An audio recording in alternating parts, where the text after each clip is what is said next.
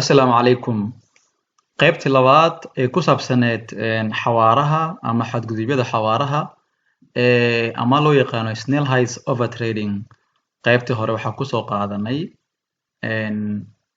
muuqaalka hore waxaan kusoo qaadanay xadgudubyada ku saabsan xawaaraha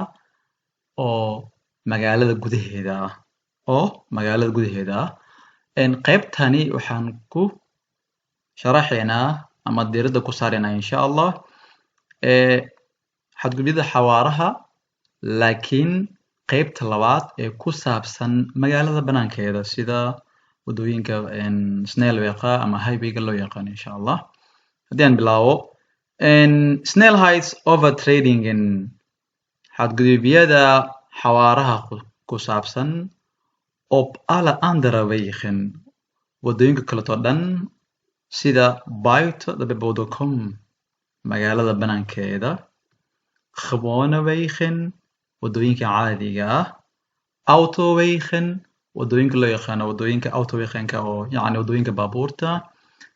sidoo kaleete autosnelwegen iyo wadooyinka highway-ga ah insha Allah tacaala tusaalooyinkooda hadduu la haydmo waxa ugu horeeya gewone wegen iyo buiten de bebouwde kom gewone wegen waxaa la dhahaa wadooyin oo aad ku garan karto boorkan bluega ah xarafka enta ku qoran tahay lambarka muhiim ah lambarku doonan yacni uu noqon karayaa so haddii aad inaad gewone wegen ogaato boorkan bluega iyo xarafka enta lagaa raba inaad fiiriso wadooyinka caadiga ah gewone wegen waxaa laga wadaa wadooyinka caadiga ah haddii la joogo marka gobolka Brussels iyo gobolka Vlaanderen qaybta looga hadlo af Nederlandka xawaaraheeda wuxuu ahaanayaa 70 kilometer haddii la joogo gewone wegen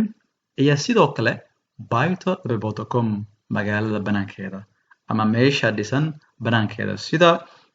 waad ka baxday yacni magaaladii boorka sheegaya haddii aad ku wado gaariga gobolka Brussels iyo gobolka Vlaanderen xawaarahaada 70 kilometer waaye ugu badnaan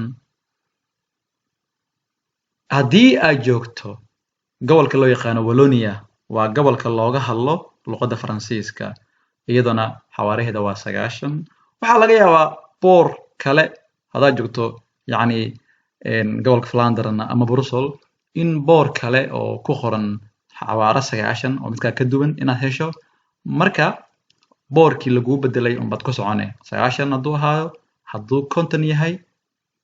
muhiim aha sidoo kaleete Wallonia 90 baa loogu talagalay ama gobolka Faransiiska haddii boor ka duwan oo xawaare ay ku qoran tahay 70 aad aragto waxay ka dhigan tahay idana xawaarahaadii markaas waa 70 gewone wegen iyo buiten de bebouwde kom waxay ka siman yihiin labadooduba in haddaad joogto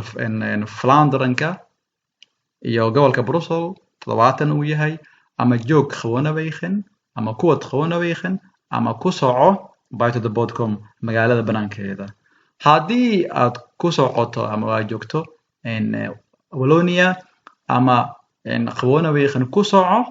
ama magaalada banaankeeda ku soco 90 buu ahaanaya insha Allah tusaalaha xiga heel België yacni Belgico dhan waxaa jirto wadooyinkan autowega loo yaqaano in xawaaraheeda uu noqon karo meelo qaarkeed 120 insha Allah cashiro kale ayaa dib si fiican aan ugu sharaxi doonaa insha Allah tacaala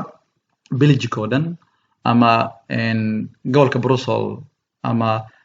gobolka macna Vlaanderen ama gobolka macna Wallonia haddaad joogto yacni waxaa lagaa rabaa meelo qaarkood oo ay loogu talagalay inaad ku socoto 120 wixii aad ku ogaan kartana insha Allah dib ayaan ka sharaxi doonaa cashiro kale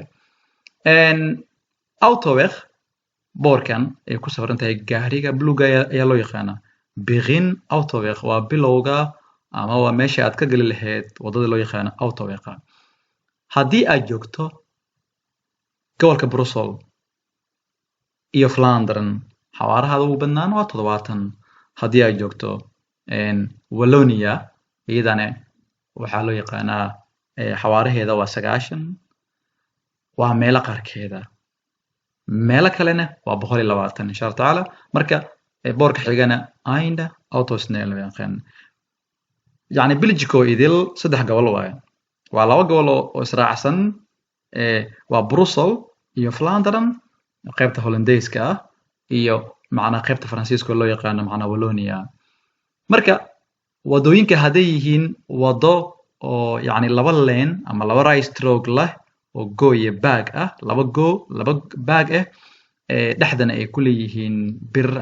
ama dhagax ama coos ay ku leeyihiin marka يعني بلجيكو دن wuxuu noqonayaa xawaarahaada 120 laakiin haday wadada tahay yani hal lane ama hal right stroke go hal stroke back waxay ka dhigan tahay marka